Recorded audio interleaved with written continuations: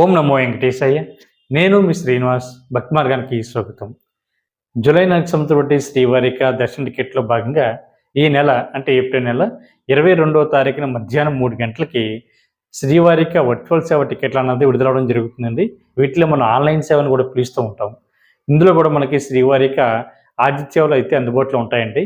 ఇందులో కూడా మనకి శ్రీవారిక కళ్యాణం కానీ, ఉంజల్ సేవ, సహస్ర దీపాలంకరణ, ఆదిత్య బ్రహ్మోత్సవం అనేటువంటి ఈ 4 రకాల సేవలు కూడా ఈ వర్చువల్ సేవలో మనకి అందుబాటులో ఉంటాయి.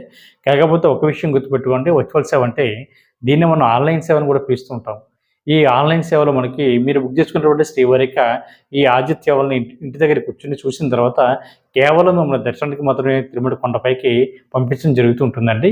చాలామంది శ్రీవారి భక్తులు అడుగుతున్నారు, సార్ ఉదయం విడుదలవుతున్నటువంటి శ్రీవారికి ఆతిథ్యాలకి మధ్యాహ్నం 3 గంటలకి విడుదలవుతున్నటువంటి శ్రీవారికి వర్చువల్ సేవలకి మధ్య తేడా ఏమిటని అడుగుతున్నారు.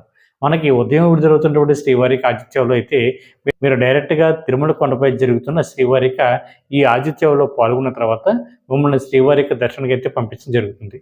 కాకపోతే మధ్యాహ్నం విడుదలవుతున్నటువంటి శ్రీవారికి వర్చువల్ సేవలో అయితే మీరు డైరెక్ట్గా ఆన్లైన్లో మీరు బుక్ చేసుకున్నటువంటి సేవను చూసిన తర్వాత మాత్రమే శ్రీవారిక దర్శనానికి మీరు నేరుగా తిరుమల వెళ్ళి శ్రీవారిని అయితే మీరు దర్శించుకోవాల్సి ఉంటుంది.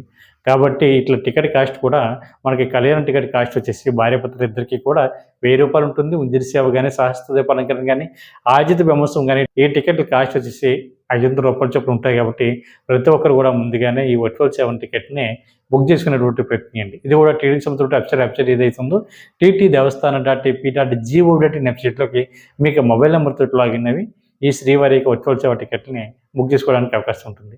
ఈ వీడియో కనుక మీకు నచ్చినట్లయితే లైక్ చేయండి, షేర్ చేయండి, మీకు అభిప్రాయాన్ని తప్పనిసరిగా కామెంట్ చేయండి.